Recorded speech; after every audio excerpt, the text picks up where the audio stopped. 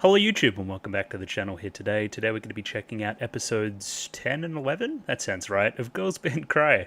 We're back here again today for some more of the girl band show. They cry sometimes, they cry on occasion, they cried in episode 8, I remember that. And yeah, I'm pretty excited to be back. Thanks for waiting for last week with Christmas and everything that went on there. But yeah, keen to jump back in. 2 weeks left. 2 weeks left of the show if I keep going at the current pace. Got some YouTube comments here for us to get back in the girls band crime mood, starting here with Ragashingo. This comment here focused on mainly one relationship, and probably one that gets a lot of shine in episode 9 in particular, but it's kind of been present throughout the entire series. That's the one between Rupa and Tomo. And this is the word that I think kind of represents the relationship the best. Acceptance, I guess I would say. Rupa openly accepts the person that Tomo is. The person that's a little bit short, not always polite with everybody, has a strong opinion, speaks her mind pretty openly, and just loves her regardless. I think that's really, really cool. I guess from that perspective, Rupa sees the intent behind what Tomo wants to do, and I said a lot last week that, or the week before, that Tomo and Nina are very similar, right? Where they're stubborn and they want their way and all these kind of things, but they want it for the right reasons. And again, realizes Tomo's shortcomings and sometimes helps her to give a nudge in the right direction, right? Like, hey, you're not fantastic socially all the time, let's try to help you to open up a little bit more. And specifically diving into the scene where Tomo locks herself away in Subaru's bedroom and then kind of flips it back around on Tomo, like asking the question of, why would I complain about you doing this right here, right now? It's like good parenting. You realize that somebody is doing something almost for attention in a way. It's like, well, why would I complain about that? I want you to search internally why I would criticize, or why you would expect me to criticize your actions, because you know that they're incorrect, right? And again, kind of leaving her to stew on that a little bit. Specifically as well, the scene where they're criticizing Nina's playing and they're outside and they're sitting like kind of near that garden, just kind of like reversing that question back onto her. She tries like, oh yeah, what do you think, Rupert? It's like, well, you're the expert. You give your opinion, right? You've got to push her in that direction. Again, all this stuff is happening kind of under the hood, rather than the, text of the show. It's subtextual in a way that I think is really cool and shows some nice dimensionality to the writing. Yeah, Rupert is somebody that just really understands people. Like, again, we're pointing out the scene in episode 6 where Tomo's almost trying to find reasons not to join Nina or ask to join the band or that kind of stuff, right? And it's like, well, you could do what you have been doing up to this point, which hasn't got you anywhere to the place where you want to be, Budokan and all that kind of shit, or you could try something different. And again, framing it like that is important. That's the Rupa difference, I feel. Because again, Tomo's actions show that she wants this. She's playing along with the band as they're playing on the computer over there. Like, clearly it's something that she wants to do. So I guess I'm interested to see maybe a Rupa episode to see how Tomo helps Rupa as well. Because again, I think we're looking at something akin to found family with Rupa, because like her family's not around anymore. I think that was the implication anyway. There's some kind of something happened, I guess. So yeah, why does Tomo make that better? What was happening in Rupa's life when Tomo entered it to the point where those two connected the way they did? Right? Something like that. I think we need some development there. And yeah, with this last paragraph, you can kind of split the band up into two couples almost. You have Nina and Momoko, who get a lot of the shine. Then you obviously have Rupa and Tomo off to the side. Obviously, as I keep saying, Subaru, that glue character in the middle, very, very important. I'm very happy that our two relationships side of the side, though, are very different from each other, right? So Nina and Momoko, two peas in a pod almost, very stubborn, forthright people arguing back and forth. Again, at different points in their life, were similar to each other, I guess. And again, we went into that in episode 8 in some great detail. But yeah, I like that Rupa's a little bit chiller. It's not the same thing copied twice. And yeah, we'll leave it there for the YouTube comments for this week. Let me bring up those patrons. We'll give them a shout out and then we'll jump right in, because it's very hot today, as I continue to say. The country that I live in, it's hot. But it's especially hot today because I have the door closed because my roommate's home. So it's going to get hot. It's just the way it goes. Now, Girls Band Cry fans, if you're watching this publicly, that means that the last episode is already out on Patreon, so if you just want to finish out the series, it's up there, $6 a month, all that kind of stuff. More importantly, there will be a poll. There will be a poll on the channel currently to replace this show. I want you guys to have your opinion on it, basically. If you're going to keep watching the channel and that kind of thing, it's maybe something you want to look at. So again, that'll be on the channel pretty shortly after this video comes out, I guess, something like that. And again, you would join the Discord. There'll be a Google form. Click on it. Click on what you want to watch next. Yeah, again, it's free to join, but you do get double points or double score. I don't know what you would call it. Double votes if you're a patron. So yeah, again, at your leisure. Many people have done this, up to and including Mickey Babbers, Charles // Banana Rama Hama Dama Summer, Bobbin, Choba Ribby, Dapper Dwarf, Domobot, Ed, Fancy Question Mark, Flo Nightingale, Fruit, Gloriana Tenebrae, Glank, Greybeard, Gus N, Ika, Ice, Iria, Yako Yavanen, Jacob R, Joran, Kelvin, Clem, Noster, Cot Begemot, Lick H, Lou, Master Detective, Matthew Bratcher, Max, Mistake Chen, Molly Weinberger, Mr. Maniacs, Parnick, Pencil Shop 333, Ragashingo, Ronlad BNK, St. Lily, Sal, Sam1373, Skeleton, Fueco, Without a Net, Yuankai Shu, Yuki Ali, Zach, Akomancer, Binchi, Hans Peter, Marsh, Voodoo Chili, Ichu, Koichi Kaito, Need, and Rantiki. Thank you to everybody for giving me money. I enjoy money. Where were we in the show? That's a great question. That's a fantastic question. Again, I still think we're broadly leading up to this festival type idea where Diamond Dust is going to be in attendance. So again, we've kind of gotten a little bit of closure for the whole Momoko former band stuff, I guess. We're more moving towards Nina reconciling with that other character, Hina or something? Something like that. Again, from her from her school, who didn't support her back in the day and is now the lead singer of her favorite band in the world. That's kind of fucked up. So yeah, again, completely valid crash out from Nina back in the day. And yeah, kind of looking forward to that confrontation, I guess, and finding out what really happened. My guess is it's less antagonistic than it's been set up thus far. Just a hunch, I guess. So yeah, we'll dive into that. I'm not sure what else is really even happening.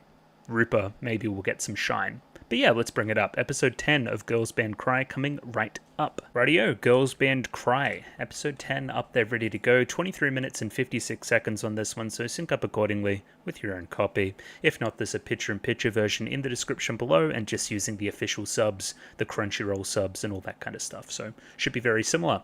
Let's give this thing a 3, 2, 1. Rightio, 3, 2, 1. Go! Hello, Crunchyroll. A little bit of audio troubleshooting with my headset today, which was very annoying. So it's working now, I can hear it. And again, the mic's not even connected now, so I don't even have to worry about it. But you know, annoying. I thought they were hella popular. What happened? They're all haters anyway, it's fine. Toge. Well, I would want a picture with Rupa too.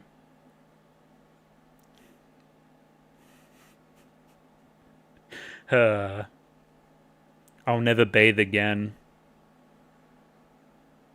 Who the hell are you? A manager? Miura. She's from McDonald's, the Golden Arches.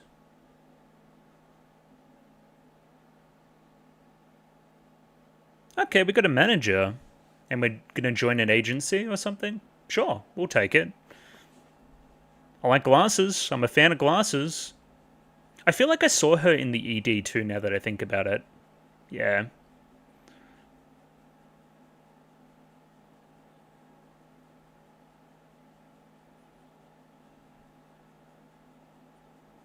It's canonical that Rupa fans don't bathe, by the way. That's in the show now. Anyway, what else was I talking about? We're here. It's Girls Band Cry. We're watching some.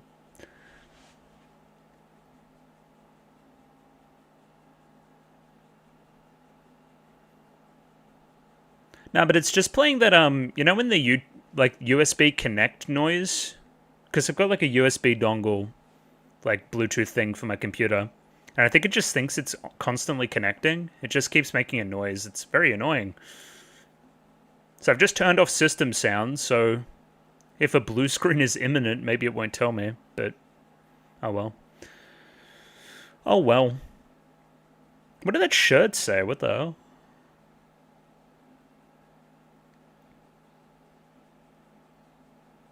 The other thing I noticed is that kind of last week, every 2 weeks, we kind of had a performance. So we're kind of overdue for one. Because we didn't have one in 8 and 9, so. Yes. Momika.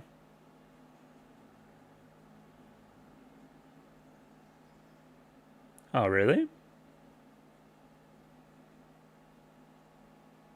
Okay, so they may be more of like an actress thing?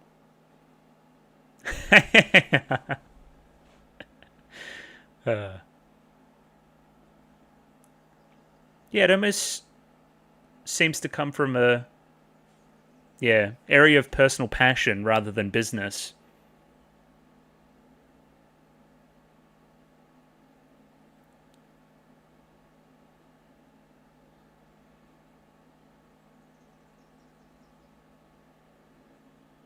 Yeah, but trends come and go.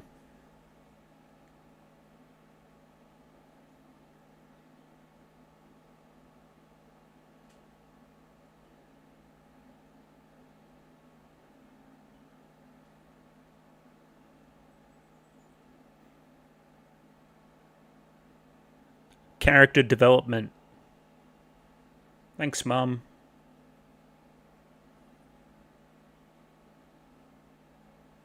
Correct. Okay, so this is almost like a proving ground for that. She is from McDonald's, so okay.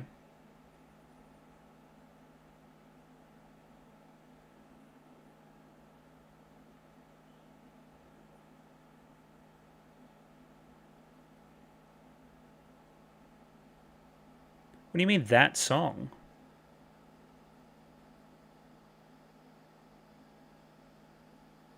Okay.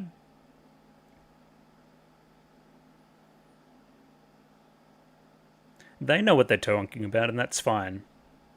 Yeah. Rupert's got the right of it, I think.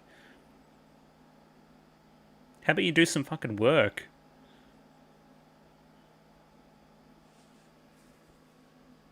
Yeah, just write a song. It's not hard.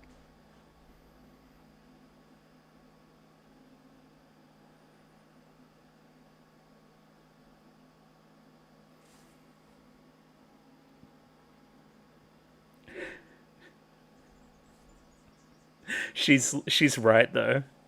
That's funny.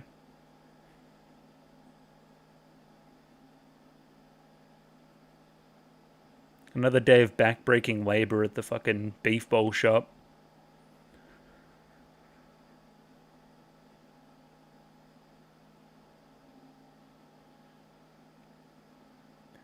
Who the hell's that? Oh, is that Mum?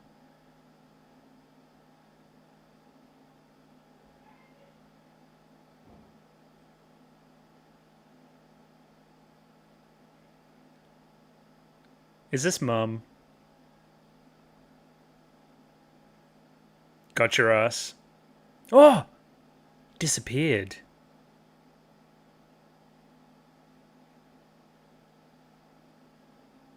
Where's she hiding?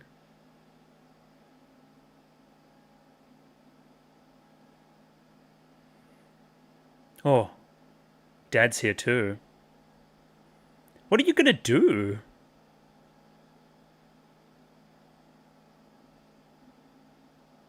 Yeah, aircon's still going strong, I reckon.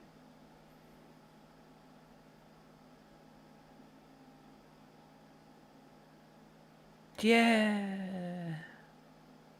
Yeah, we'll see.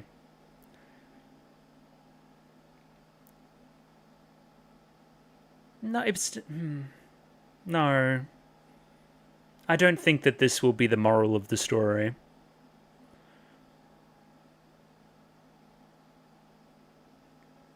Nothing better than a clear mind to write lyrics than to deal with what's in front of you first.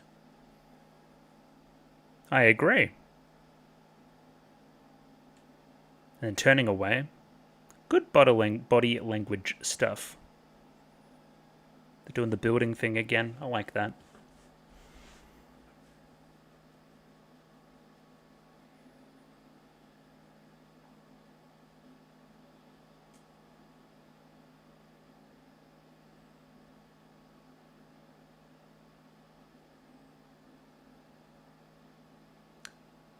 Great point.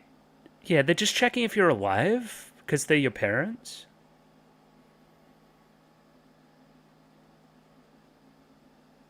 Thank you, Suzune. Of course she did. She's very sneaky.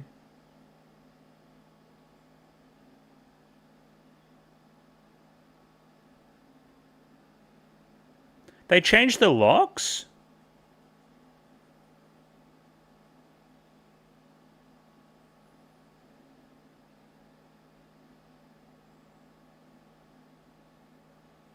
What is that?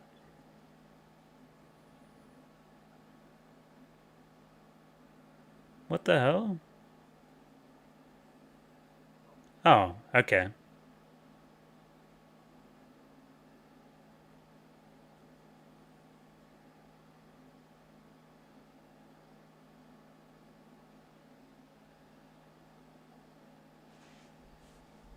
Fantastic point.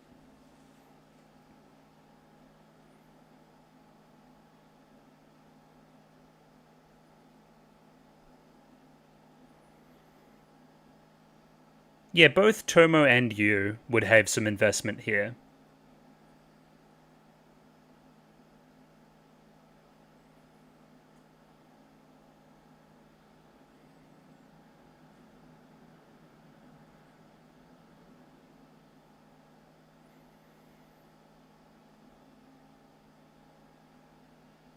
It mightn't even be a misunderstanding, but still, you gotta confront it. Say what you mean.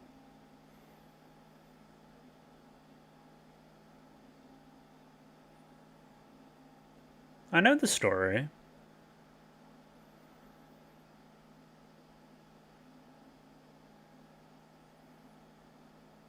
Based.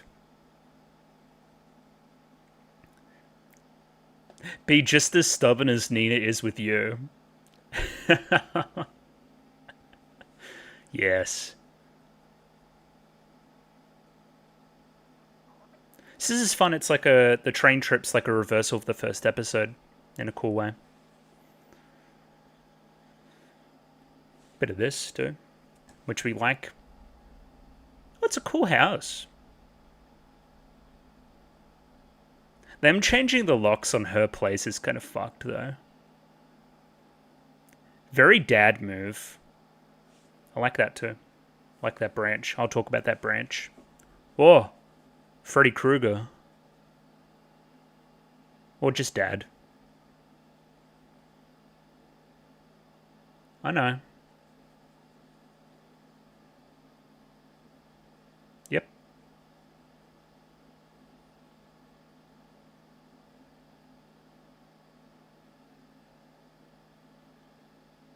How do you know that?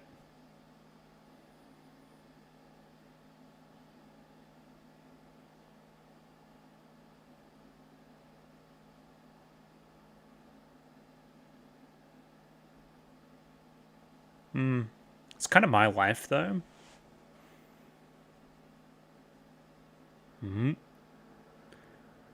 Thorns.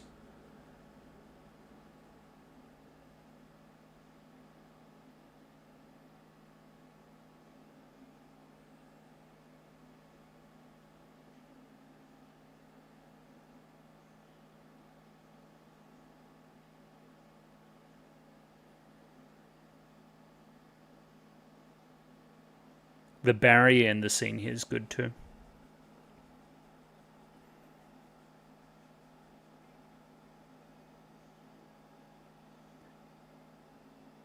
Heartbeats picking up, too.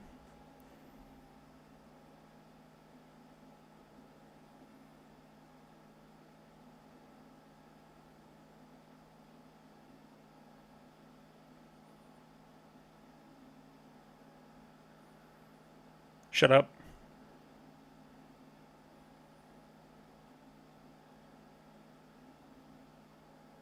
Cook him. Nope. Cook him. Yep. Correct. And he's not even budging a little bit.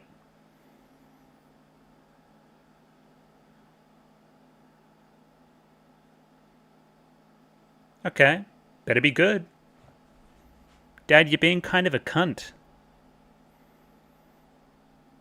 I'm gonna see why. Hey, give him a chance. Give him a chance. We'll see. Oh, bit of a gap there on the train. 2 or 3 seats. Where the hell are we going? Where is she even from? Oh, okay, that's fun. Yep, cool. Yep. Nice.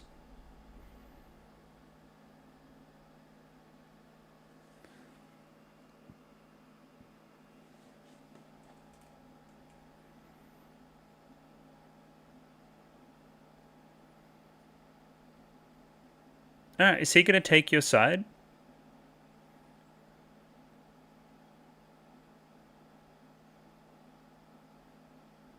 Shut up.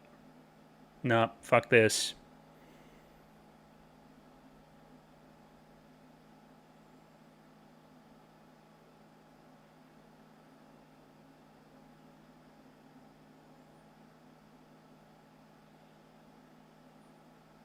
I don't think the school's responsible, but still.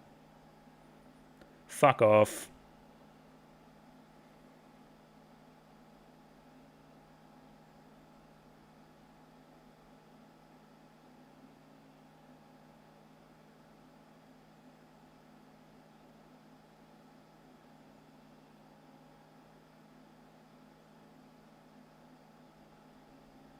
Nina's killed 3 people.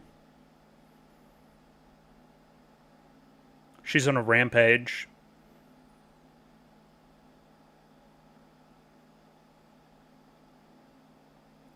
The coffee cup's a metaphor for human blood.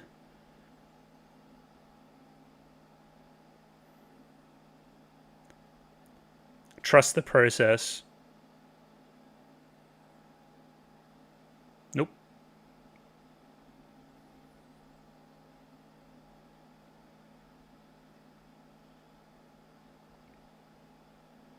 Mm-hmm.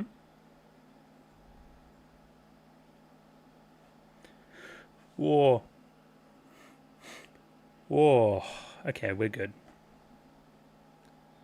Oop, not today. No lap pillow today.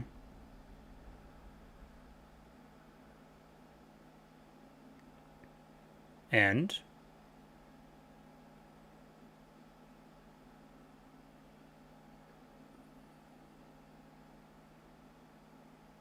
getting her to write an apology essay is crazy.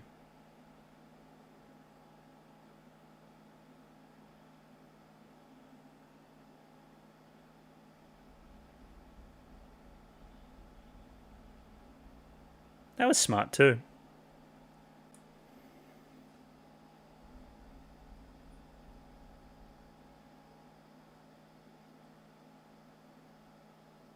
I just had to stitch something back together because like I had an encoding overload on my OBS. So that kind of ruined the moment, which is awesome.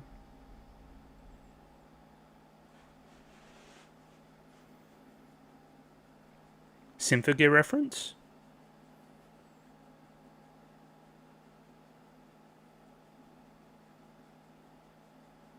There you go.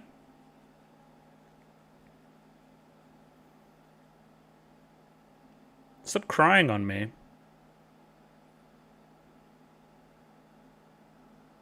Thanks, sis. Dad's still a fuckhead.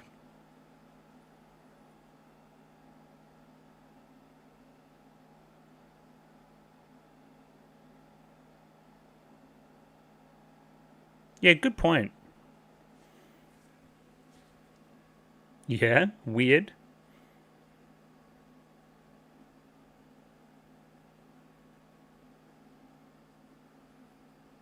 Dad got on the terps, that's crazy.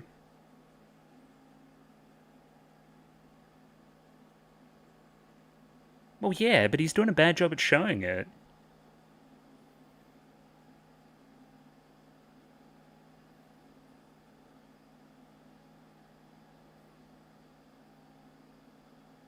Oh.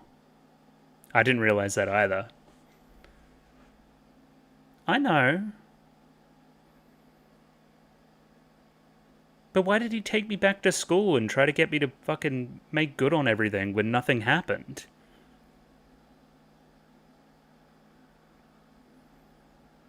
Yeah, you're chill. I like the sister. Mum's chill. Bought the ticket. Dad, I'm still off him. I'm off him like crazy. How about you just give your daughter a hug?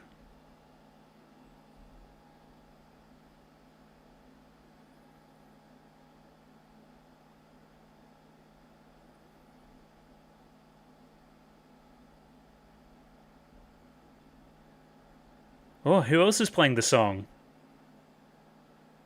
Dad? Well, I'm willing and able to change my mind here.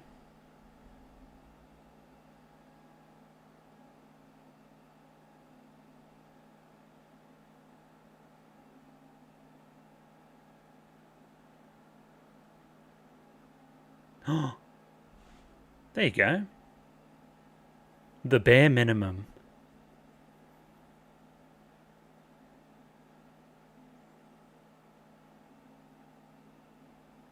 Okay.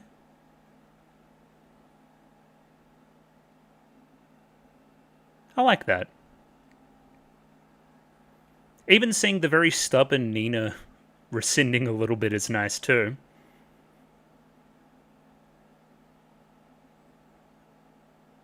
Yes. I'm waiting.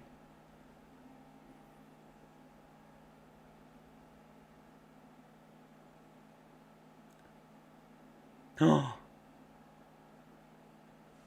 What was the school stuff about then?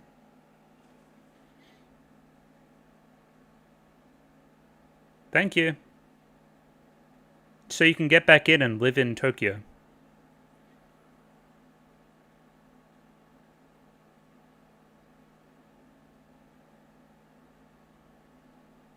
See, the key is a metaphor. There you go. Alright. I'm back on him.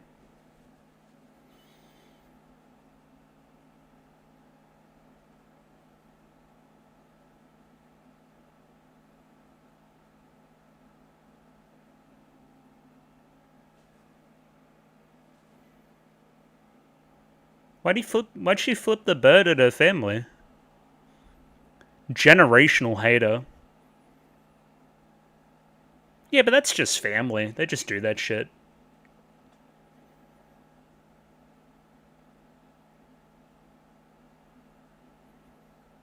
How much? Oh, there's still time. Almost. Maybe. We'll see.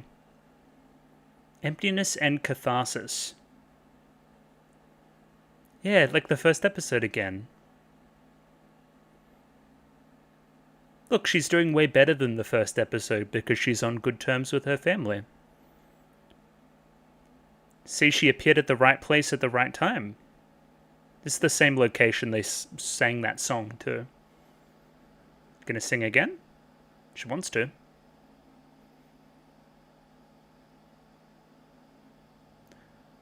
Really interesting mix of CG and 2D there. Ah! Tomo is aura farming like crazy. She thinks she's Sasuke.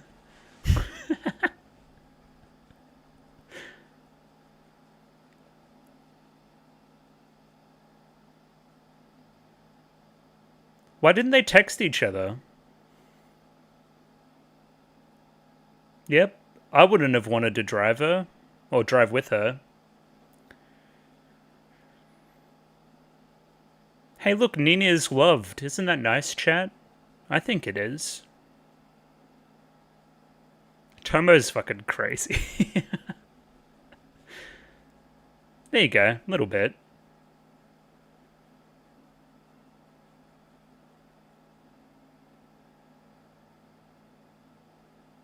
See, it's like a fun reversal, because, like...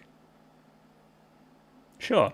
Because she said goodbye to the parents and then said hello to the new family, the kind of Tokyo family. Makes sense, makes sense. I'm just unsure. Why did Dad take her to the school? The school apologized. And then Dad tried to stand up for her a little bit, and then she said, fuck this, and just kind of walked out. And I'm like, what's even happening? But I don't know, Dad's chill. I like the stuff with the cigarette, so that was pretty poignant. I like Dad making the bare minimum effort of trying to relate to his daughter by listening to her favorite song in the world. Dad should stop being a fake fan and streaming Diamond Dust, giving them residuals. Stream my band, Toge Toge. Get a clue. And yeah, it seems like that setup with Golden Arch is going to be this festival, which is probably next episode. Hey, if you do well there, then hey, we're gonna like hire you or whatever, put you on board, talent agency stuff. Fair enough, fair enough.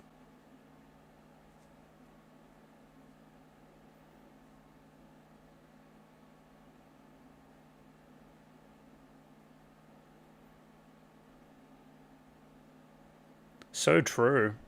Fuck, it's hot in my room, though. Okay, there's some kind of evil spirit here. I don't know who that freak was, but I guess I'm going to meet them very soon, because I'm just going to go get up the next episode now. Episode 11 coming right up. Radio, episode 11. Up there, ready to go. 23 minutes and 56 seconds on this one, so sync up accordingly with your own copy. Picture and picture description below. Crunchyroll sub. Let's give it a 3, 2, 1. Radio, 3, 2, 1. Go. Hello, Crunchyroll. I don't know why my episode stuffed up last time. I think I had a trillion things open, so like OBS decided to have a moment. Oh well, hopefully it's fine. Oh, festival. Time skip?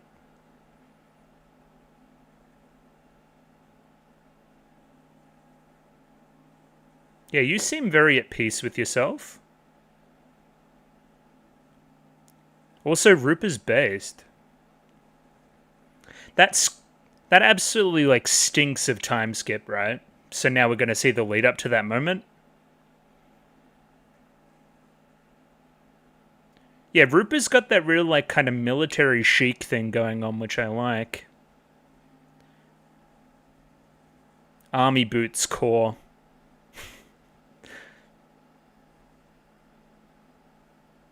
I don't know where I ended up sitting on last episode, actually. Probably necessary. Kind of closing off the loop of the family stuff. Whilst obviously still keeping the whole bullying stuff a little bit open with the school. Just all stinks of a little bit too little too late. And again, not wanting to concede to them at all. Apologizing, making up, any of that stuff, really. And obviously that'll come back through with the lead singer of Diamond Dust whenever we do that, which is probably this episode, considering Diamond Dust is performing as well. Hope for the best and prepare for the worst. That's what the shirt says. Gotcha. Tell you what, it's fucking hot.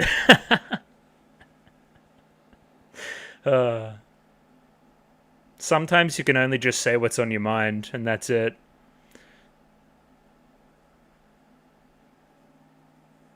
The center of the world.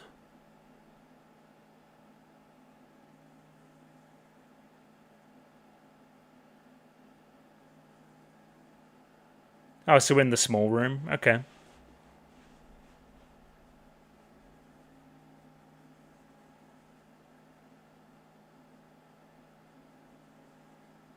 Yep, we're gonna have to be.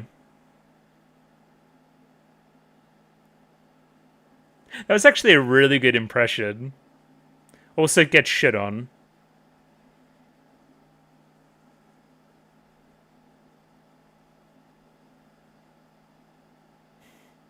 Boom.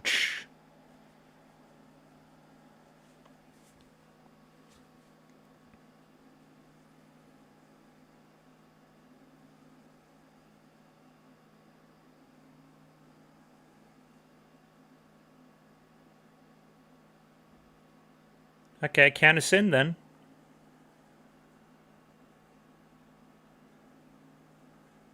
Tim Burton? Oh,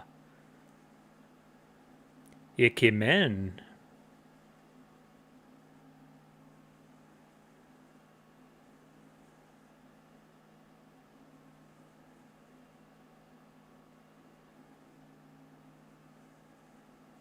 Yeah, I like bands. I would like to check them out. Oh, about 200,000.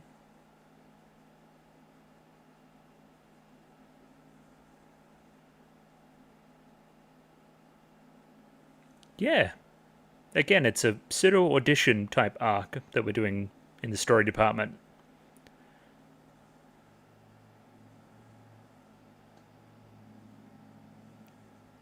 Thanks, Dad.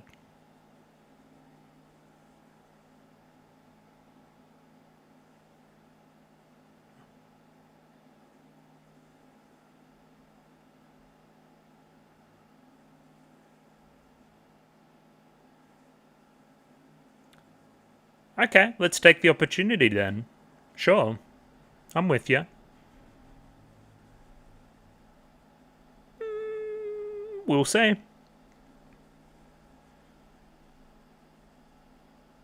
Do you have the time?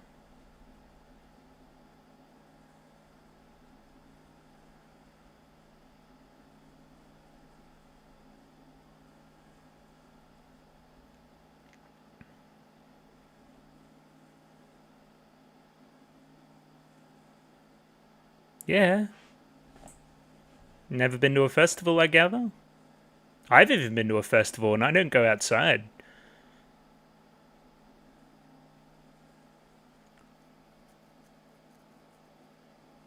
All the best acts on the secondary stage, anyway. Because I'm a hipster.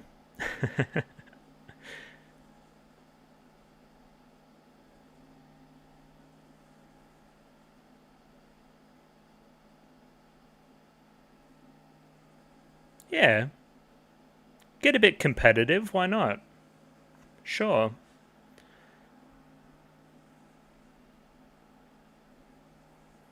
Okay, the band is comfortable as it stands right now. Nothing's going to go poorly.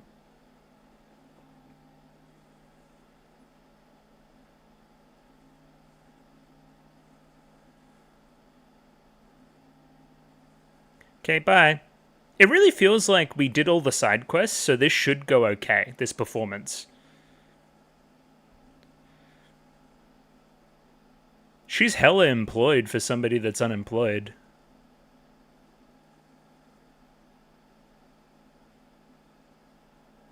Yeah, probably the trip home kind of helped.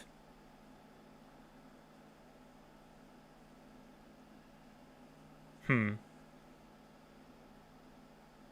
still got time.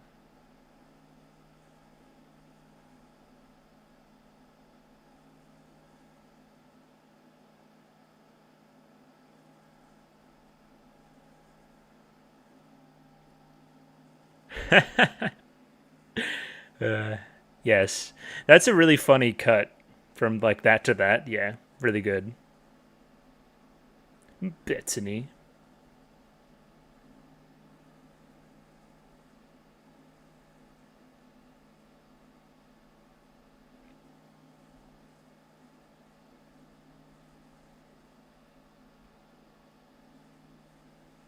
I'm pretty sure they'll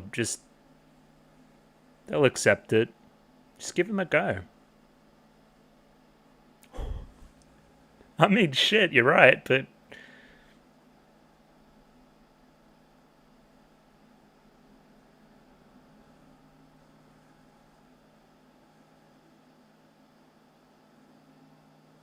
gay? Maybe.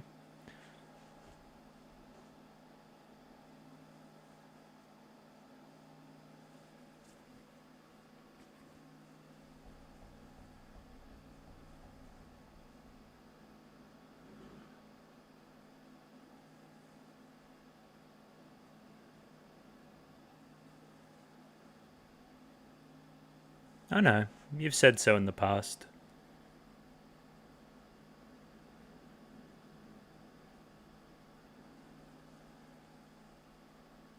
Toge toge?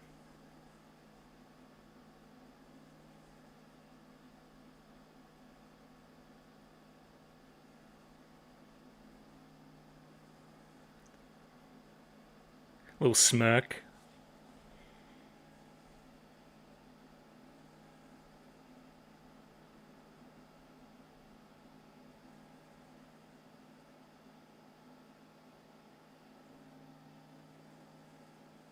It's way more chill than outside.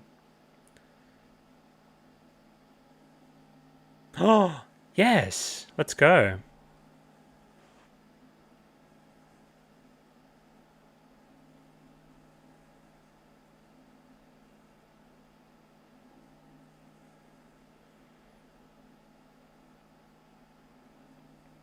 Thank you, Sensei.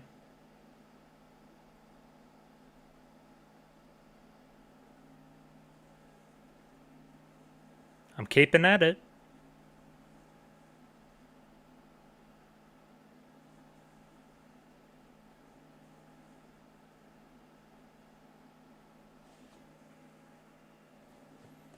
Oh, who the hell is this?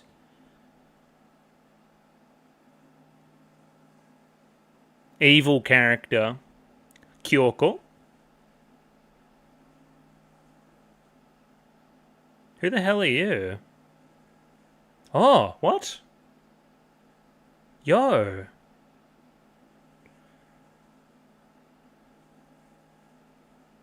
What do you mean again? Did I miss an episode?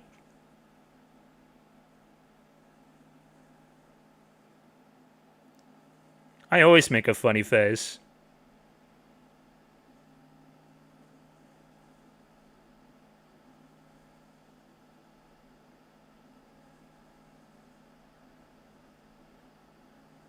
They don't want to make stupid faces. They never do that shit.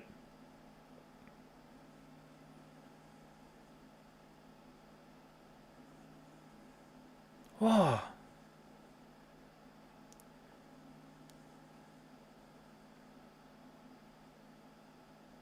Yeah.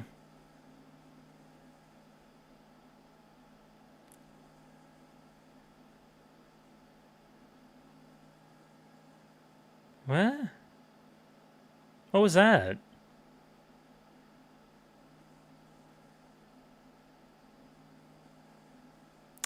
Is she?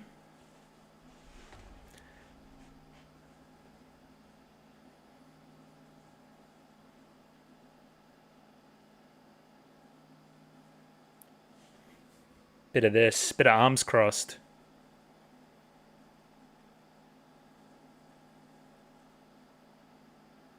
Hmm. Hmm. Mm-hmm. Mm-hmm.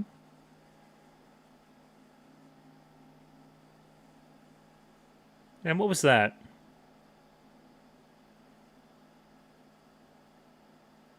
Yeah, I mean, that is metaphorically the drummer's position in the band, to watch everybody's back.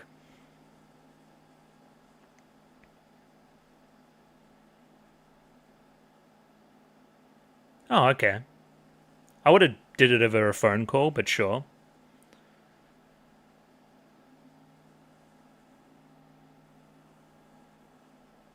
So yeah, she hasn't got the closure to that text yet, I guess. Sure. Yeah, we know all this stuff. No wonder you got bullied is crazy.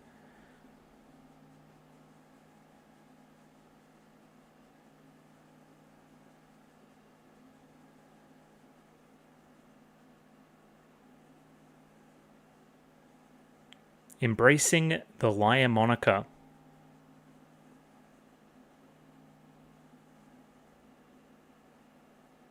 Okay. Mysterious rendezvous. I wonder who we're gonna watch. Get up on her shoulders, she'll love it. Oh! They did it.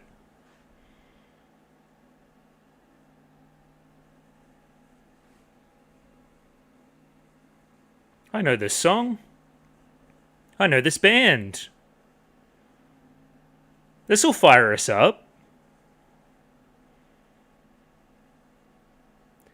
Bro, we outnumber them fucking 5-4. We would smash them in a fight. Like, not close. Rupa on her own would fucking headbutt one of them. Shut up. Don't care. Didn't ask. Plus you have glasses.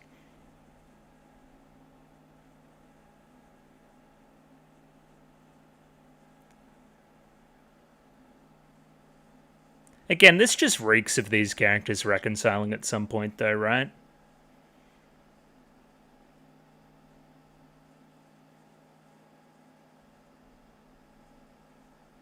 New song? They actually wrote a new song instead of using the old ones?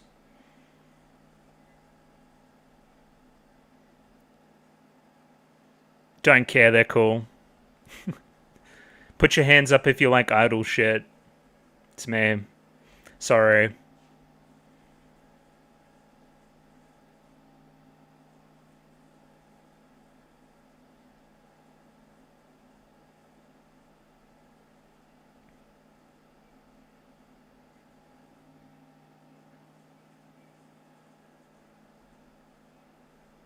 I didn't expect to get a rival performance.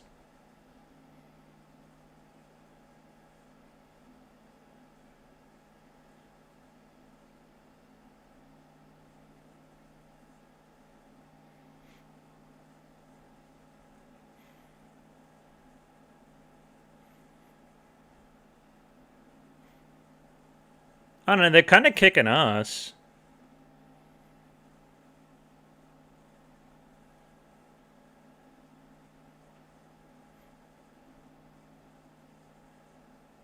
It's a bit, generic, but it's good. It's listenable. Nina's a better singer, though. Pretty clearly. Just putting my critic hat on.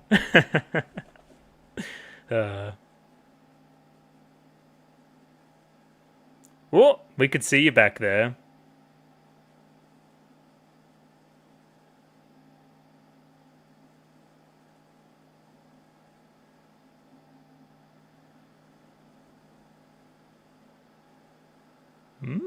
Doesn't that defiance resonate a little bit, Nina?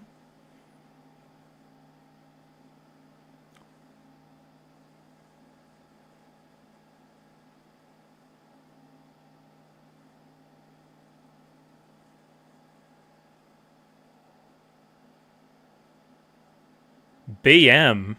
Alright, kill them. They need to die. Hammers. It's gotta be hammers.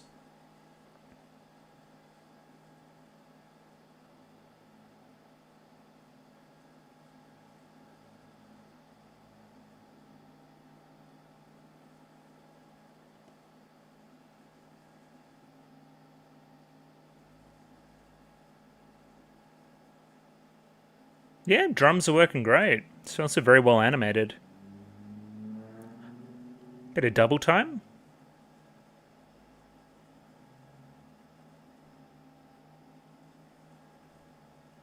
Okay, well, she's ready.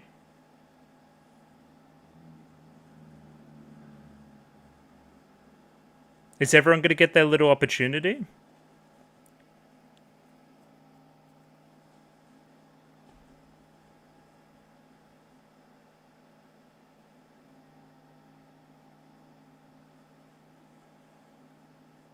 Yeah. Alright, we're all locked in as fuck. We're ready to go.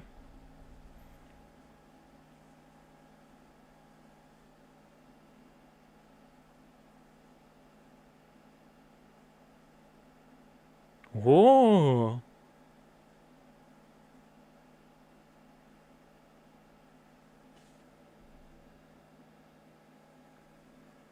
So a lot of episode left, guys.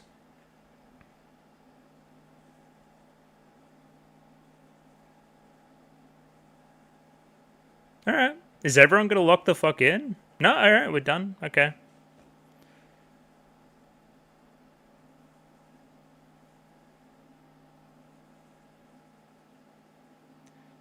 she's chilling.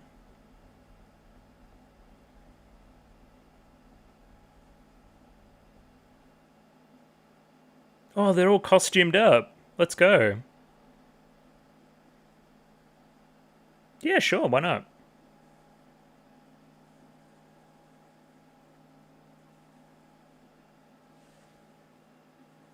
I'm in too. I'm part of the band. Bro thinks he's part of the team.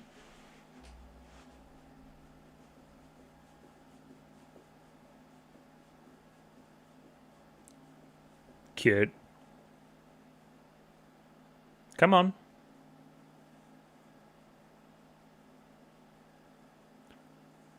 Calm down. Settle pedal.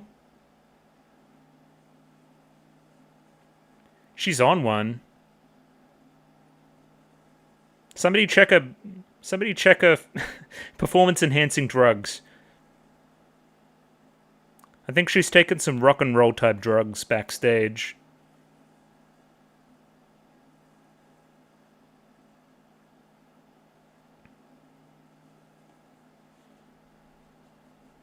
I know, I've seen the show.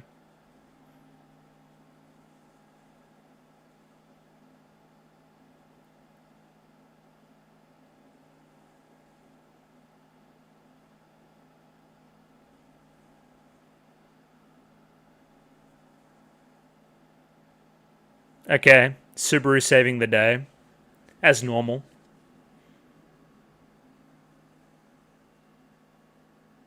Yep, and her actual name, not the other name she had.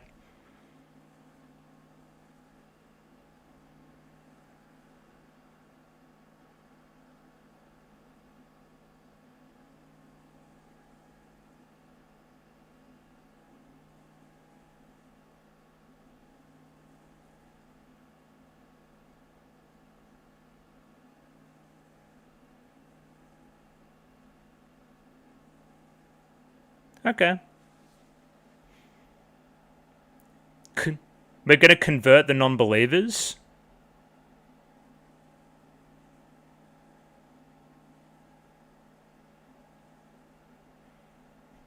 Sick framing.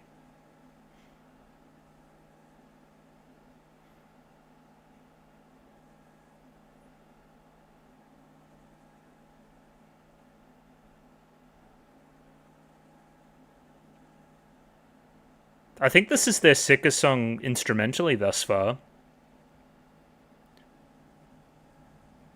It's got a really strong low end thus far of the mix. Yeah, listen to that bass. Maybe it's the headphones too.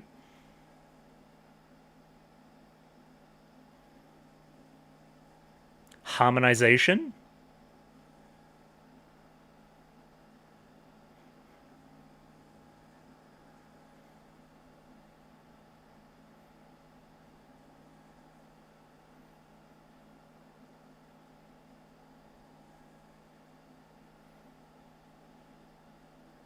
Really like the vocal lines on their choruses a lot. Again, I've said it before, it sounds like a train going that's like almost off the rails, you know?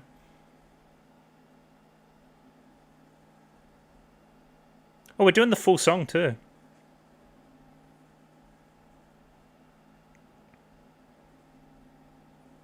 We're gonna have to look at these lyrics and what's on screen too. Obviously.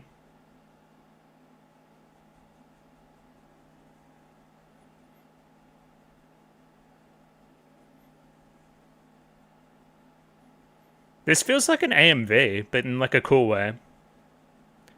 Yeah, holy fuck, Rupa. The candles were probably unneeded. Anyway.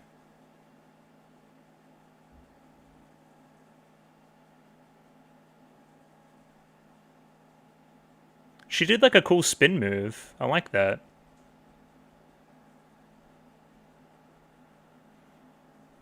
Alright, hit me with that chorus one more time. Come on now. They're cool.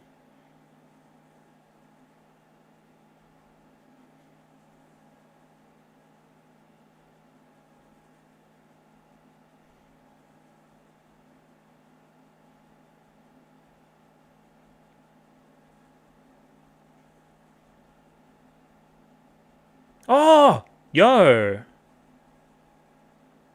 Was Dad watching on his fucking cellular phone? I thought he was meant to be here. Couldn't get work off. Sad. Alright. Sure. Whatever you say, guys. Also, fuck you, Diamond Dust. We're way better. Give him the finger now.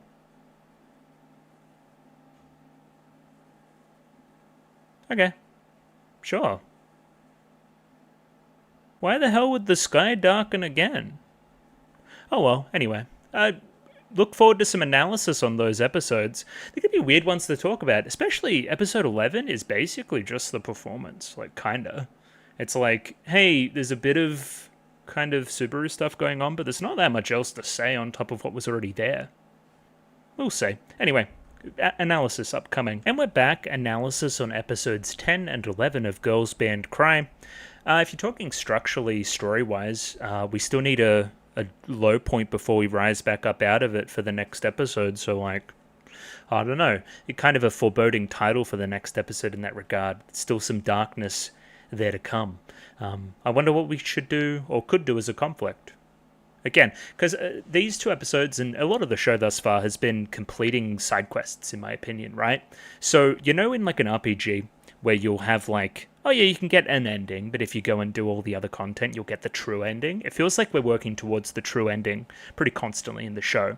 Again, we're going to work through your home life problems. We're going to work through Subaru's problems. We're going to work through some of Rupa's stuff with Tomo, and Rupa's stuff with her family, and Tomo's stuff with her family, and we've definitely done a lot of Momoko stuff as well. If we complete everybody's stuff, and again, funnel it through Nina, through that song, we will be successful. And again, get the true ending, Budokan, all that kind of stuff, right? So again, my fucking brain right now is trying to find where the crack is in the team, right?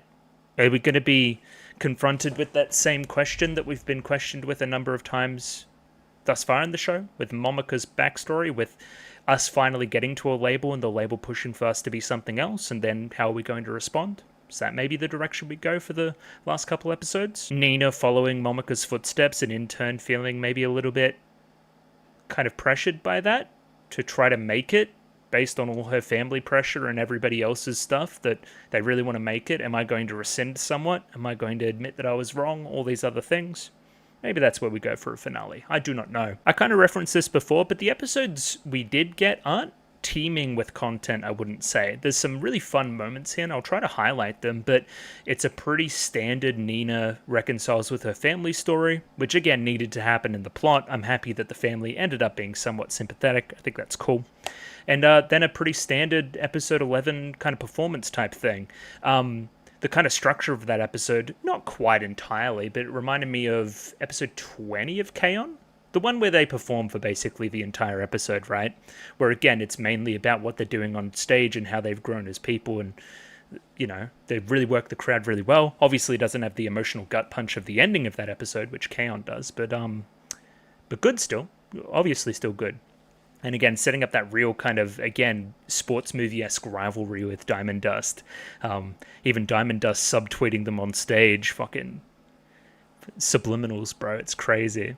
Again, this is more brutal than any rap beef I've ever seen. This is it's gonna get violent in the streets. The kind of rivalry here, the beef between these groups. Yeah, but all that to say that I enjoyed these episodes pretty thoroughly. They were just good. I don't really have any grand, larger take on any of it. It was just what they needed to do at the right points in the show. So, well done. You did it. You passed. Big green tick in the box. Let's go back through here. Episode starts, the girls are kind of concerned that they're not as popular as they think they are because nobody's buying the merch. I don't know what the splits are on people buying merch from bands in real life is, but I can't imagine it's particularly high, so don't be discouraged. The only thing that seems to be selling is pictures with Rupa, which again, I can see the appeal, for sure. Is that a little bit of Tomo being jealous too? Like, oh, those girls should clean their brains instead of hanging around with my girlfriend. I don't know, there was one scene in, I think it's the next episode, where they kind of embrace, where I'm like, you know, kind of like, maybe. You never know. We are now introduced to the character of Miura. I also think it's very interesting that she works for the Golden Archers.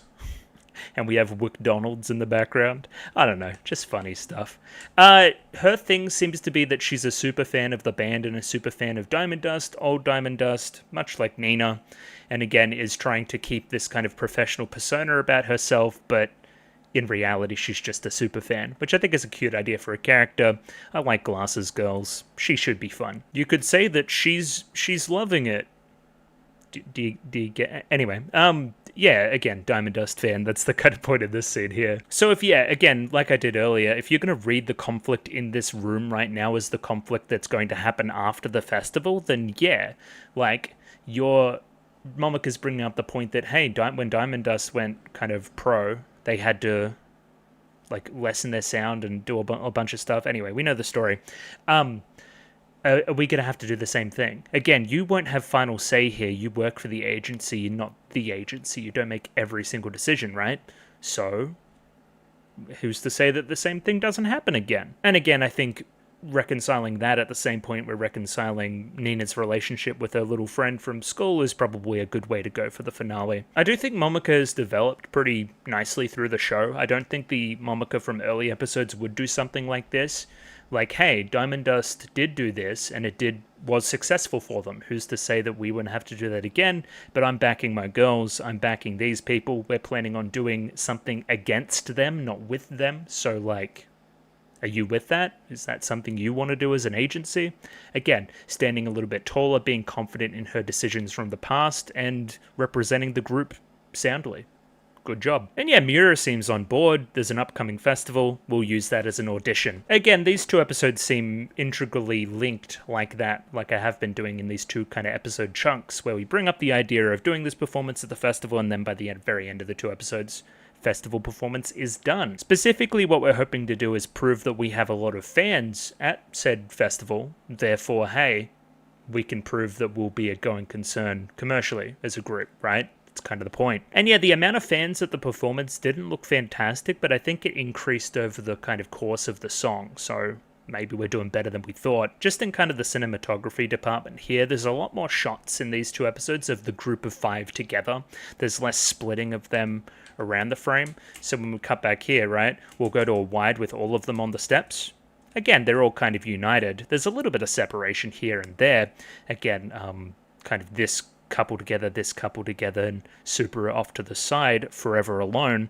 But again, we don't normally see them all in a group shot like that all the time. So it's showing their kind of unity through filmic technique. So Nina wants to write a song on Momoka's behest, put our kind of struggles and problems into words. And Nina's struggling to do that a little bit at the moment, which is fair enough. She needs to put what's inside out and show her innermost thoughts and all that kind of stuff. It's confronting, it's hard, especially when she isn't sure of them herself. Through the course of this episode and reconciling with her family, she'll come to understand herself a little bit better and be a little bit more comfortable putting it onto the page. This is the broad episode structure. Thank you for coming to my TED Talk. And again, really loving Tomo in these two episodes as well. She was always going to be one of my favorites. Again, you condescending to me about writing songs when I've written like a million of them. Of course I know how it works, dummy. Again, it really feels like two Ninas fighting each other a little bit. It's really fun. And then, yeah, the conflicts here. Nina looks at her phone briefly and is like, huh, that's weird. I guess it was the sister telling her that the parents are in town. And then, hey, lo and behold, mum's at work already looking for me. Now, I want to be empathetic towards the parents a little bit. I think Nina probably should have came and saw them. It's a bit of a trek out here. They've come to offer the olive branch at least a little bit and just see how you're going. Again, they're your parents. They're trying to see if you're alive. You kind of sent back their money and said, hey, no, I'm good. They want to see if you're, again, alive.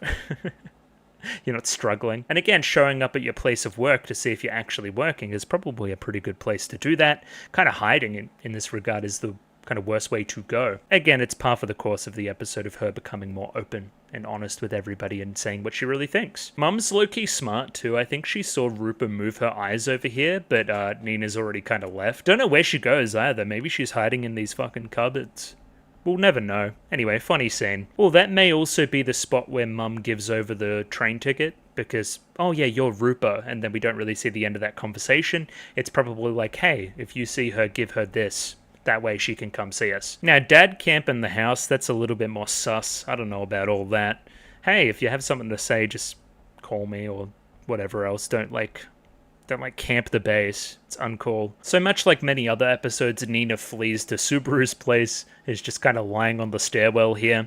Again, there's fun framing. I'm really liking the character framing in the show in general. Why do we place Nina up here on her high horse? Why does she roll away when Subaru accuses her of running away from her parents, right? Again, because she's closed off. She isn't meeting people on a level right now. She doesn't want to even consider these kind of things. That's why she's so separate. And again, relating this kind of position in the house to you later on with your grandma is kind of interesting too, right? Like, all alone in this house, having to consider that kind of stuff when Nina's gone and had her reconciliation, right? I haven't had the chance to do that yet. Either way, the next morning she gets a call from her sister, who again is like, they keep calling me to see if you know where you are or whatever, just answer them, that kind of thing, right? It's pretty obvious that you sent a letter that's kind of fucked, so they just want to check on you. Just be normal. And again, 2 characters in a row in 2 different scenes accusing her of running away.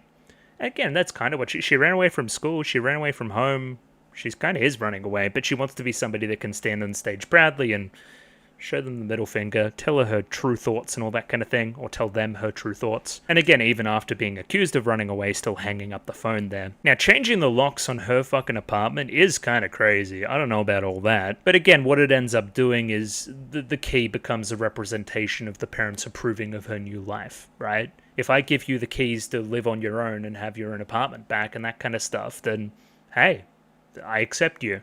And again, we kind of see that by the very end. Rupert here also hands over the ticket. We later learn in the episode that the parents paid for this all along. They do care about you. They wanted to come and see you.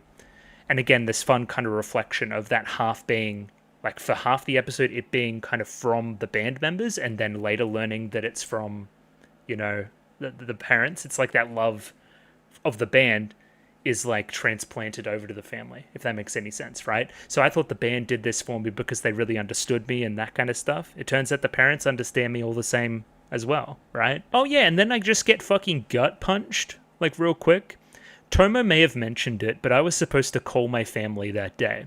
So again, this is pretty resonant for the both of you, right? Because you're estranged from your family, you don't want to associate with your mother and all that kind of stuff anymore, right? And you don't have a family. Your family, I believe they died in a house fire or something like that, right?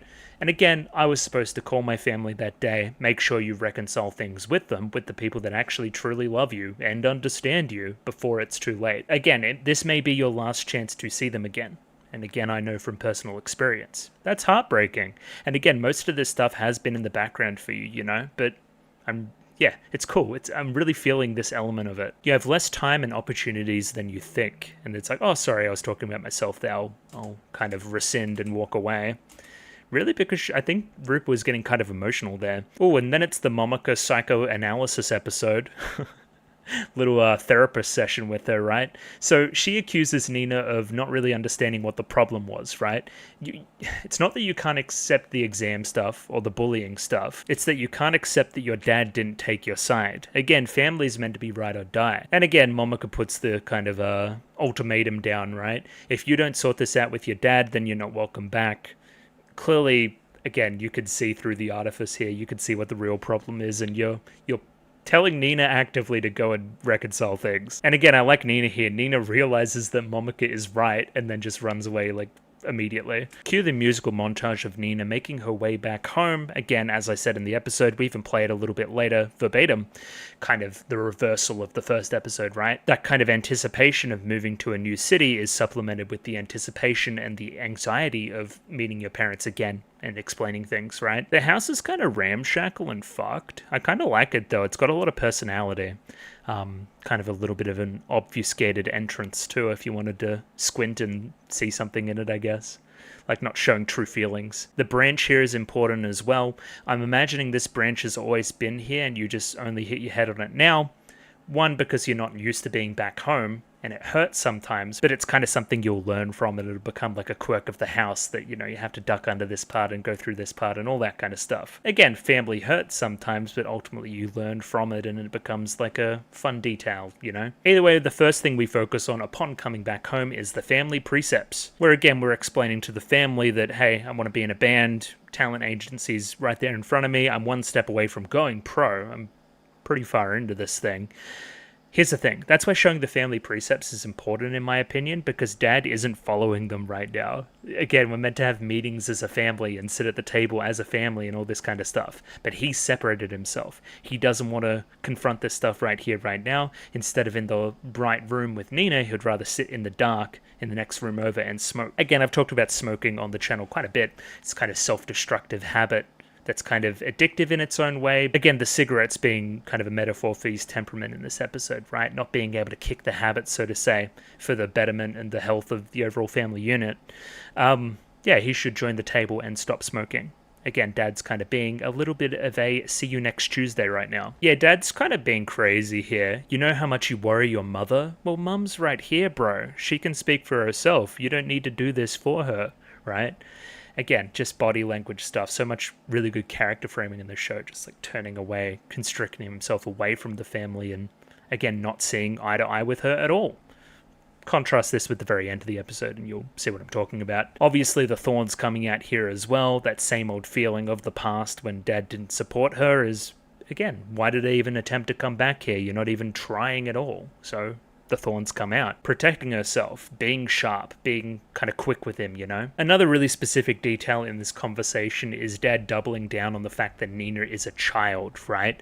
You're younger than this age, you can't be a guarantee for your own, or guarantor for your own apartment.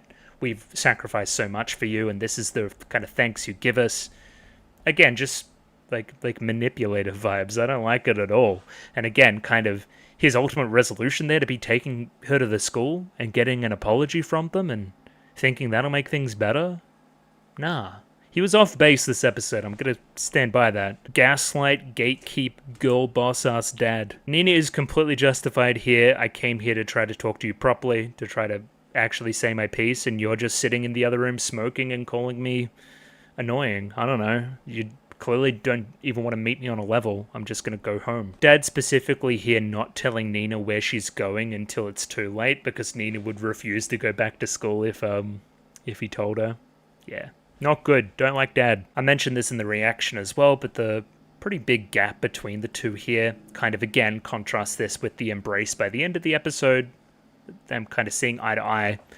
Them both kind of sternly looking one way. Dad even crossing his arms. Dad, yeah, he's being a little bitch. Totally. Really love this detail here. Nina, seeing the old Nina on the train going to school. Almost like PTSD vibes of like, oh yeah, I remember doing this every day, taking me to the place on Earth I hated the most. And now he's making me do this all over again. And I'm just feeling the same feeling, you know? Dad forcing me to confront what happened before, confront this old me in a lot of ways. I resent him for that. So here's the gist. Dad's had a word, and then the school's like, ah, fuck, oh shit, I guess we'll apologize on this really formal, typed out apology letter, which is probably AI generated. Fuck the school, we hate the school.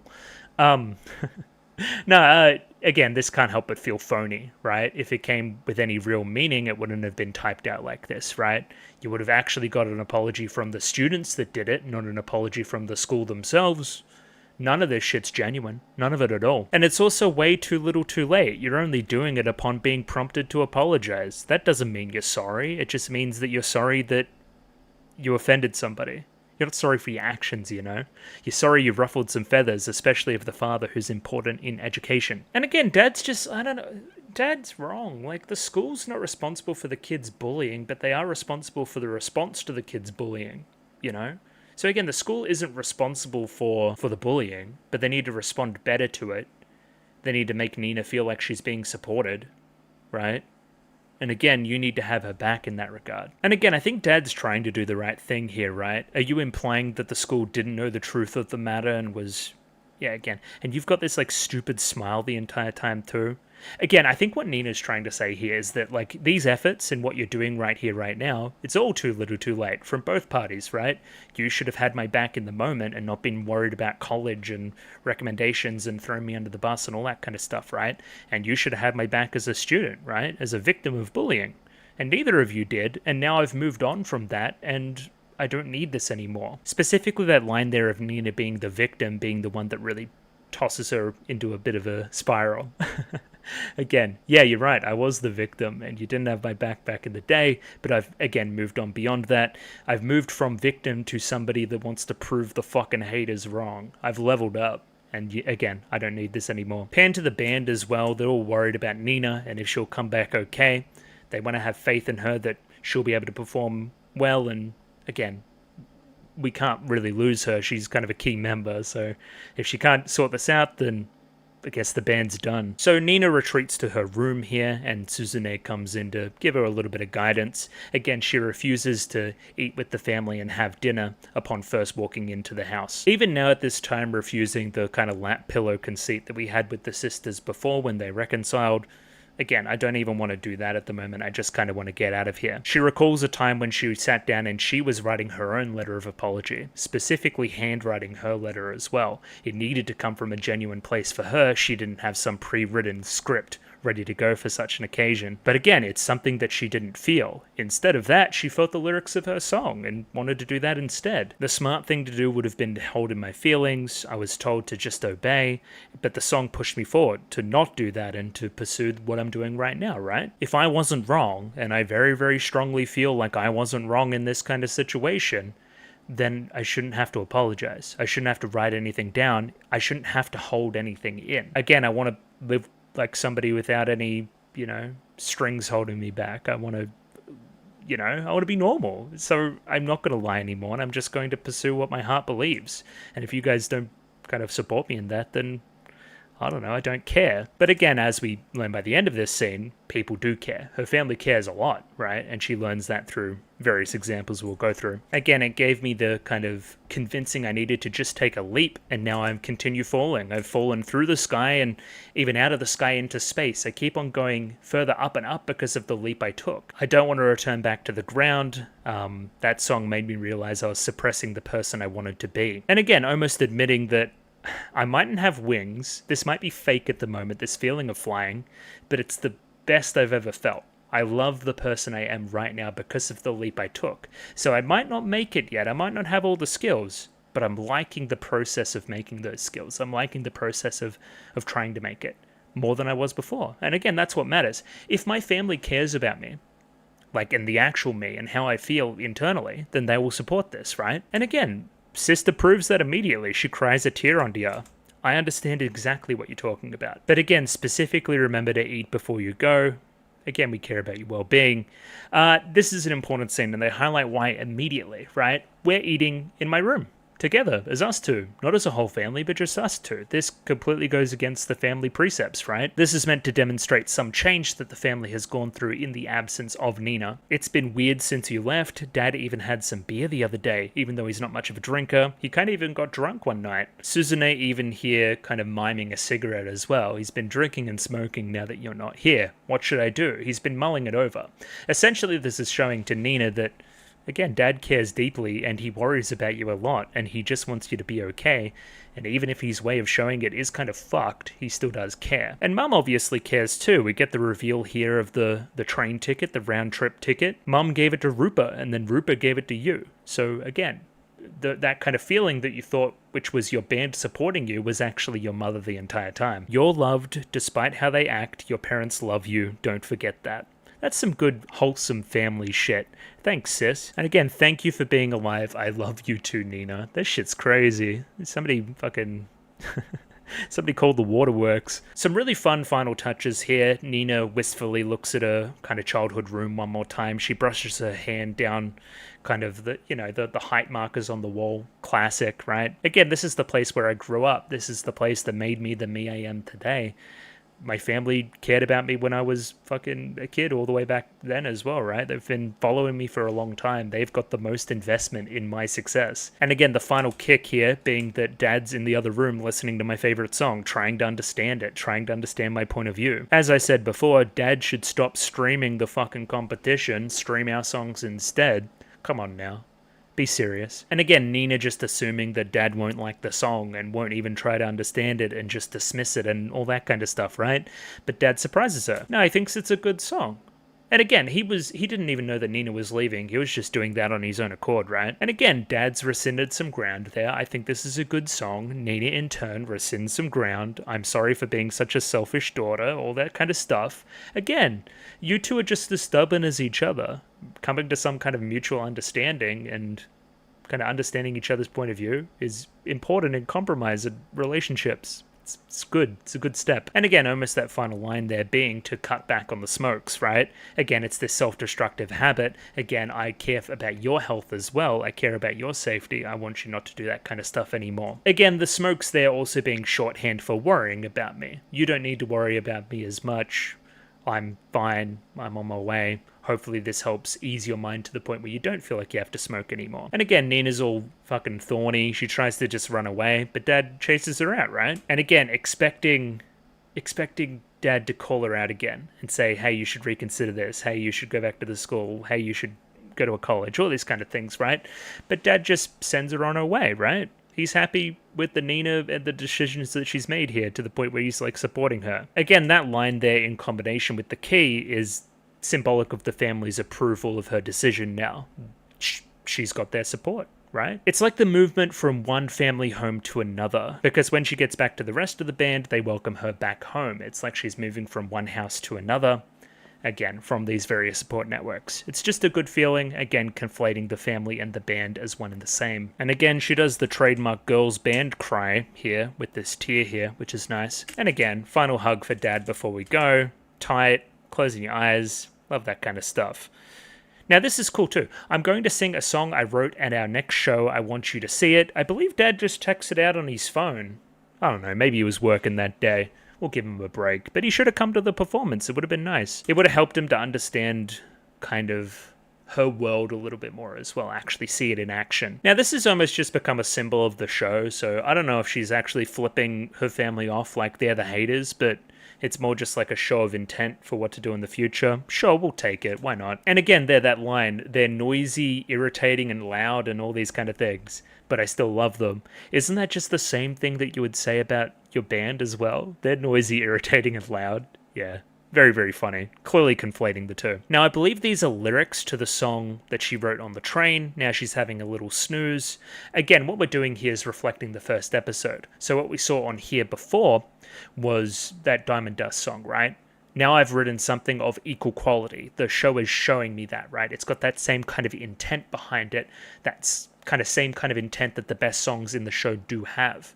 Again, based on the position of the phone on the windowsill, right? We're kind of conflating those two ideals. The song called Emptiness and Catharsis, as we see, again, being woken up by some train staff, much like the first episode, but at least this time we didn't miss the miss the train too bad. Again, I would love to do a kind of frame-by-frame kind of comparison between this and the first episode to see the differences, right? But again, she's just projecting a lot more confidence.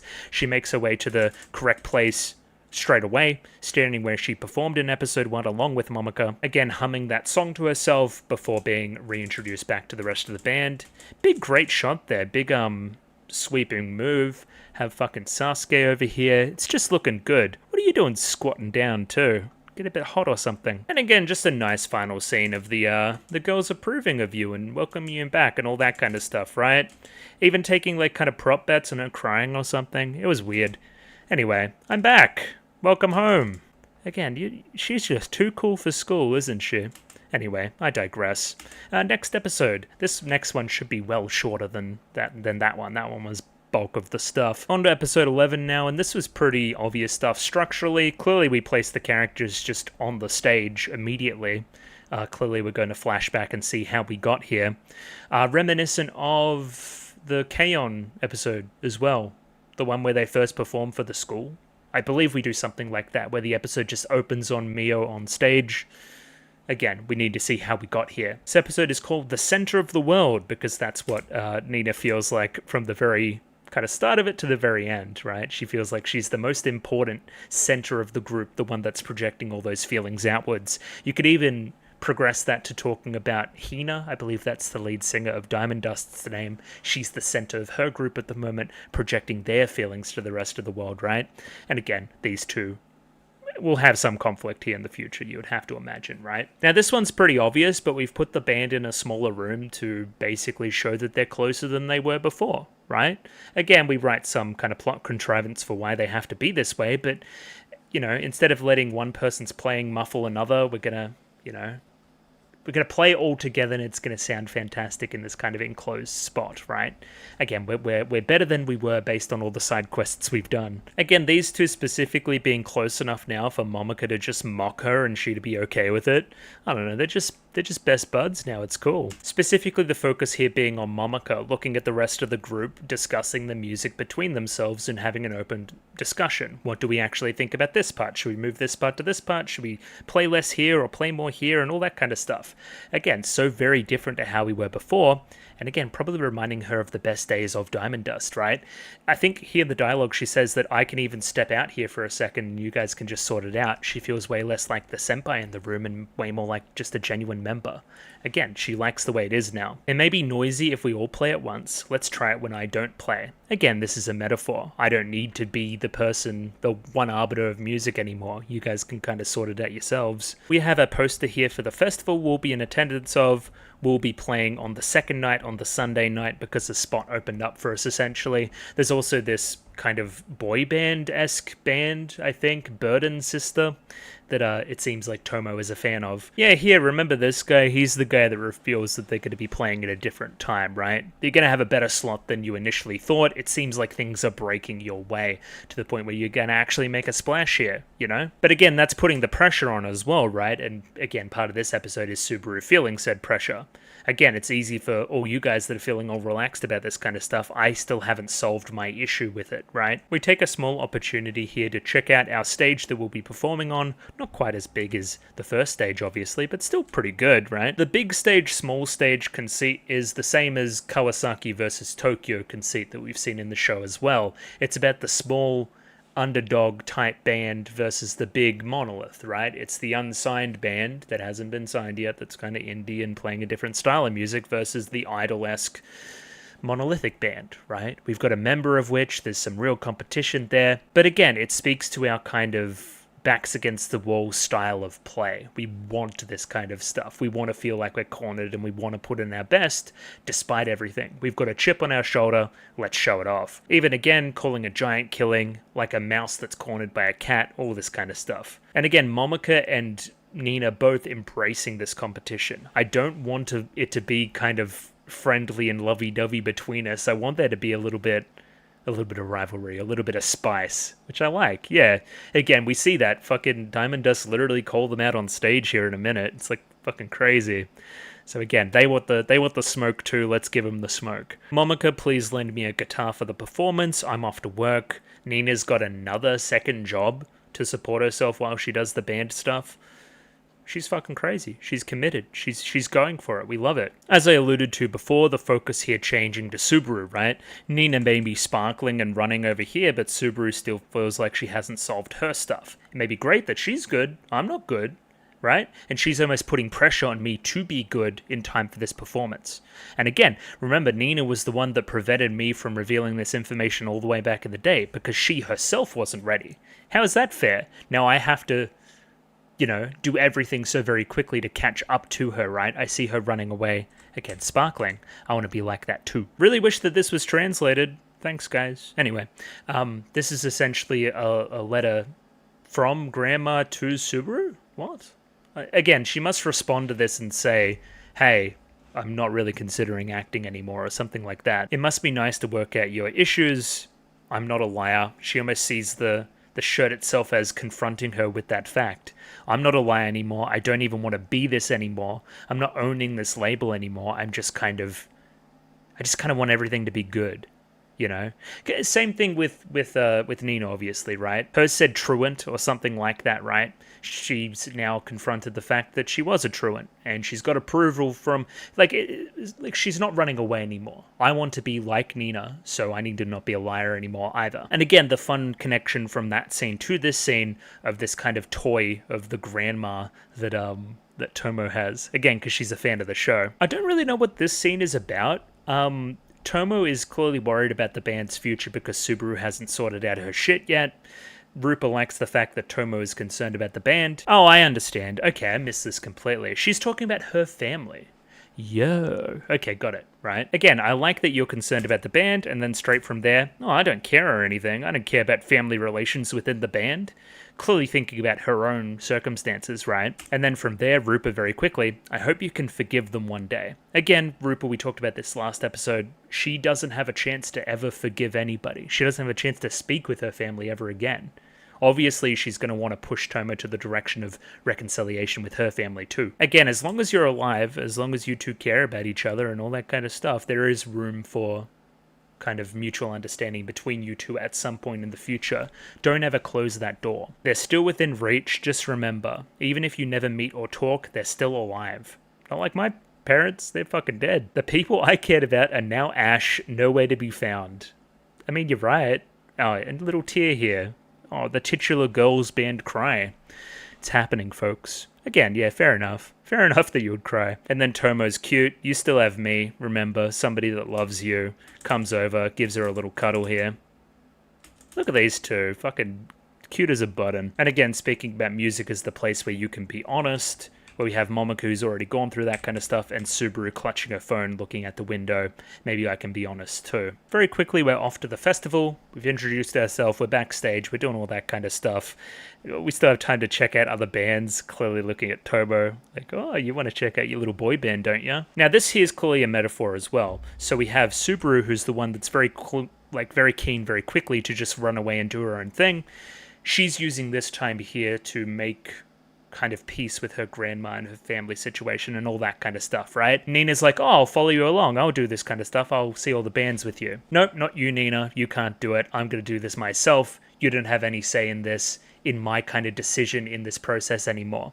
Again, like Nina had the choice back in the day, in the kind of acting grandma episode, right? I don't want Nina to be involved here. I want this to be a me thing with my family and my decision, right? I'm following Nina's lead. I'm making good with my family, you know? Yeah, that's very clearly what she's doing here. Mine's also here, which is nice. Mine also introduces a new weirdo friend who's a fan of Nina's singing, which was just an odd scene. Again, some really good responses here from Momoko and Nina, respectively, to Mine's presence. Again, she's integrally important to their relationship now as well, working as almost a senpai to the both of them. And again, just a really fun detail, just a small narrowing of the eyes there, seeing that the band is back together, that they have rejoined and made peace. It's nice. Again, following this kind of making peace with everybody aesthetic we've had over the 2 episodes, this kind of theme running through. This is almost a like Kyoto Animation-esque detail of like focusing on somebody's like eyes as an emotional reaction to something. Yeah, really, really like it. This small subtle moment. Yeah, who the hell is this? I love you. But she's here. I don't know. What's her name? Kyoko. Oh, I remember Kyoko. Yeah, from episode 1, right? Yeah, look at this. Hell yeah. Okay, yeah, that's definitely you, right? Yeah, for sure. Okay, I was dumb. I missed that. So again, you're friends with Mine, and now you want to meet up with Nina again. So yeah, you guys have already had that kind of performance with each other. Cute. And yeah, these 3 specifically being the ones that take the picture, they're the ones that had the performance in episode 1, makes a lot of sense. Being able to pull a funny face now with her is kind of a fun progression. We probably shouldn't let Rupa get on the alcohol before the performance, so it's a good idea that we kind of deny her this first drink. Once she starts drinking, she can't stop. It seems to me that she's actually okay with alcohol, just don't let Momoko get into the supply. We'll run into some trouble, I think. We also have Miura here in kind of like disguise. I don't really understand this whole part. I guess she doesn't want to distract anybody with her presence. She kind of just wants to hide and be a fan rather than doing her job. Again, almost a little bit of Hawthorne effect to it, right? She doesn't want the girls to know that they're being observed right now, even though she already said that she was. Either way, apparently Subaru's back. She's done what she needed to do today, and you're using that as a distraction to try to actually drink. Just good stuff all round. Let's go meet with Subaru. And yeah, a little bit of body language stuff is really cool. Subaru crossing her arms here, kind of laying back, waiting for Nina to come say hi. Specifically, Nina saying that she was jealous of Subaru today and her being able to go and see a bunch of bands.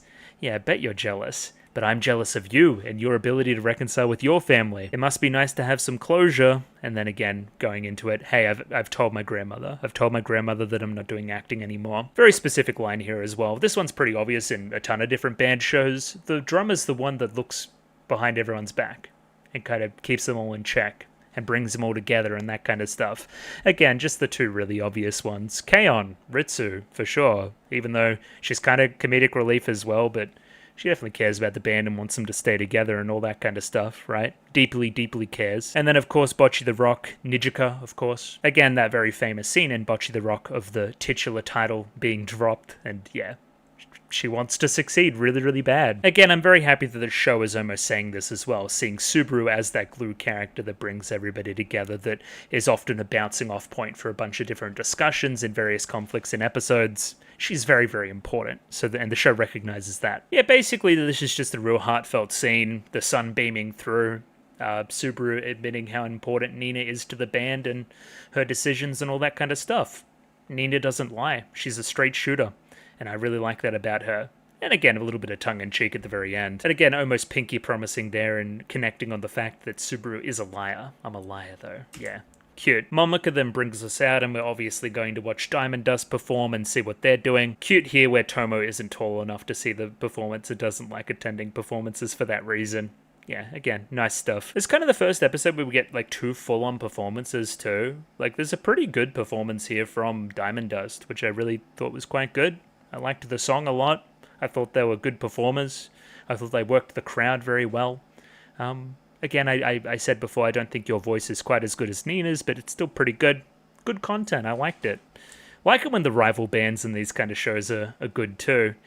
Giving me a little bit of Love Live vibes with it. Very important little flashback here. We have, again, I'm remembering your name's Hina. I'm just going to keep going with it. Hina here tells Nina, which again is like a fun rhyming thing. Anyway, again, you were in the wrong. Stop playing a tragic heroine. Keep it up and you'll just hurt yourself. I want to prove you wrong. I want to prove that I wasn't wrong. And again, that's firing me up for this performance now. Again, leading to you putting up their middle fingers, this being that representation of I wasn't wrong and I'm pursuing what I need to pursue. Again, starting off early here with a lot of beef between the groups. And again, that beef almost inspiring you guys to perform well as well. You guys know that that Toge is watching you and you want to put on a good show. Prove that you guys weren't wrong. And again, as I've said, gives this kind of rivalry between the two, this real like kind of sports anime, kind of masculine edge to it, which I like. The lyrics here are kind of like a subtweet as well. They're kind of crazy, right?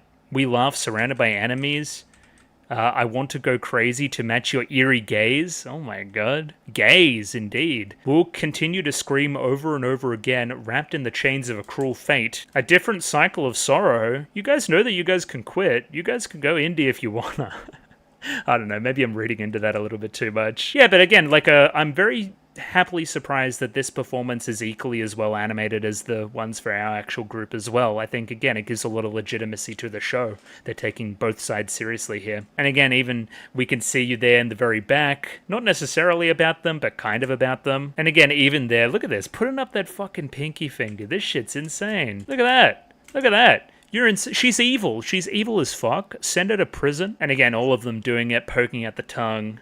Evil, evil group. Then Nina's like, fuck them, let's steal all their fans. We fucking hate them. This is, yeah, again, one of the biggest rivalries in the history of the sport. But you're just gonna love what you see, right? And yeah, from here, the episode's kind of fucking over. It's a couple sound checks and then the song. And there's a few things in the song. I'll kind of point out the scenes when I see them. But yeah, not much left of the episode. It's a real sparse one. Again, not discounting the idea of the sound checks. If anything, the two characters we are kind of keeping in check this episode are Rupa and Subaru. More Subaru than Rupa, obviously, but still. Again, what I'm thinking we're trying to do here is show that Subaru is playing with some level of freedom, knowing that now she's not such a liar anymore. She's not. She's embraced being a liar, but she's also embraced telling her family and the people that care about her the truth, right? Again, she feels like she's done all her side quests. I keep saying it, and she's free to just perform without any barriers. I also just think her sound check's really cute. I like hey, hey, ha, ha. I like that. That's good stuff. And now we have the sound check for Rupa on bass, and she sounds fucking awesome. And again, even the group's surprised. She's like, again, playing really well with a lot of freedom, right? And playing again with a bit of distortion. Again, feels very good about it and very comfortable to perform. And yeah, just before this final performance, we have like that kind of final huddle type energy. Again, very Love Live, but instead of putting our hands in or anything, we're going to put our pinkies up. Again, that kind of eternal kind of symbol of the show.